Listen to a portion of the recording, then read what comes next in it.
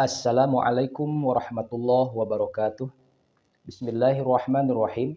Alhamdulillah dipertemukan kembali dalam kajian tahsin.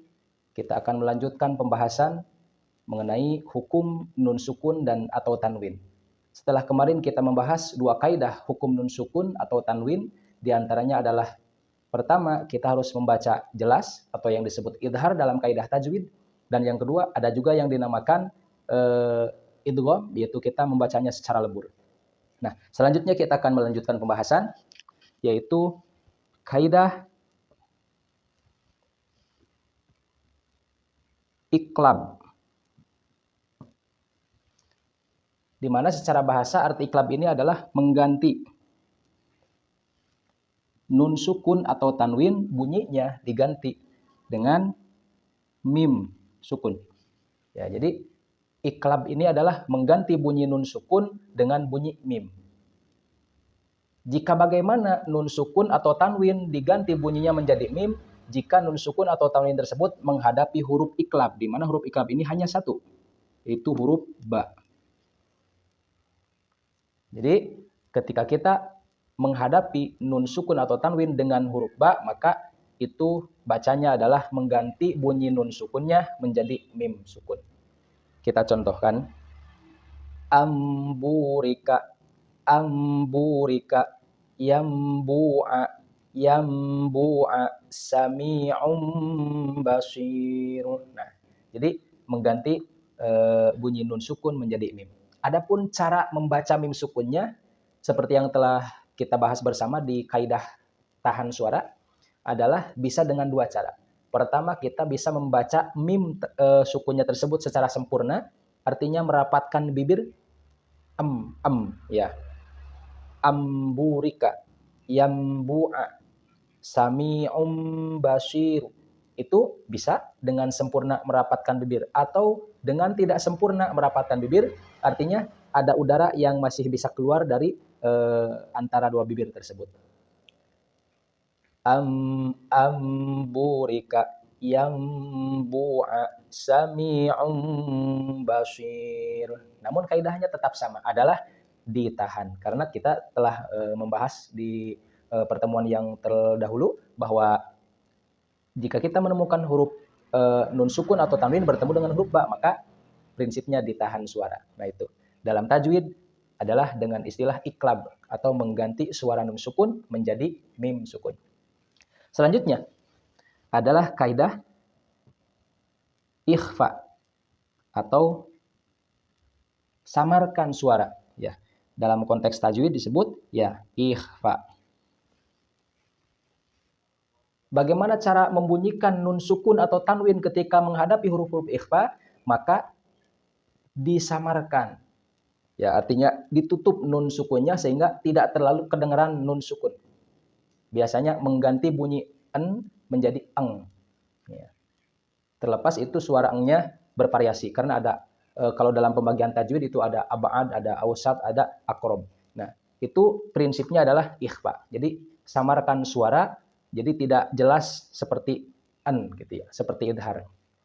Apa saja huruf-huruf yang menyebabkan nun sukun atau tanwin dibaca ikhfa, dibaca samar? Adalah huruf-huruf selain huruf idhar, selain huruf idgham, selain huruf iqlab. Berarti tinggal kita potong aja huruf-huruf tersebut. Nah, di antaranya huruf itu adalah huruf ta, huruf sa, huruf jim, huruf dal, huruf za, huruf za, huruf sa, huruf sya, huruf sod, huruf dod, huruf to, huruf do, huruf fa, huruf qaf, dan huruf kaf. Disamarkan. Artinya menutupi suara nun sukunnya seolah-olah seperti suara eng. Kita ambil contoh. Fansurna, min tinin fansurna fang min yauman kana yauman kana. Nah, itu diikhfakan. Baik, untuk lebih memahaminya kita akan praktikkan ke dalam bacaan di salah satu surat. Kita akan mengambil untuk praktiknya di surat At-Thariq dengan menerapkan hukum-hukum bacaan yang telah kita pelajari dari terdahulu sampai saat ini. A'udzu billahi minasyaitonir rajim. Bismillahirrahmanirrahim. Was-samaa'i wat-thariq. Was-sama itu panjang, ada alis yang tebal. Wat-thariq, riq itu qalqalah. Wama itu juga dibaca panjang karena ada alis yang agak tipis. Wama adraka mat-thariq. Wama adraka mat-thariq. An-najmus saqib. An ditahan, ada nun tasdid. An-najmus saqib. Nah, ini ikhfa. Nun sukun menghadapi huruf kaf. Kullu nafsil kemarin adalah idgham. Kullu nafsil lam ditahan, mim tasdid.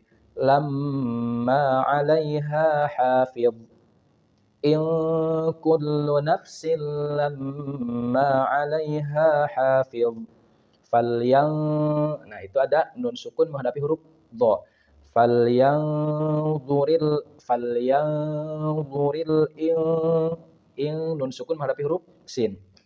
Falyanzuril insanu ditahan, ada mim tasdid, mimma khuliq, mantul qalqalah. Nah, itu salah satu contoh untuk memperlancar bacaan kita supaya tepat sesuai dengan kaidahnya.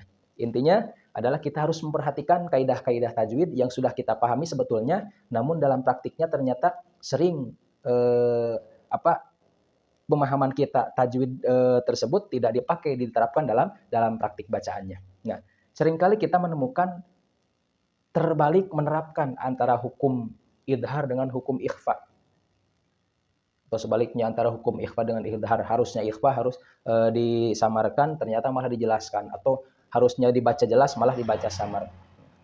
Salah satu contoh kita sering mendengarkan dalam salah satu kalimat Injil, karena kita sudah terbiasa mendengar bahasa kitab Injil, sehingga ketika kita menemukan dalam Al-Quran dibacanya Injil juga, padahal ya kalau menerapkan kaidah ya Injil berarti harus dibacanya ing ya, jadi ikhfa. Demikian kesempatan kali ini yang dapat saya sampaikan, mudah-mudahan bermanfaat dan senantiasa kita mendapatkan rahmat dari Allah Subhanahu wa taala.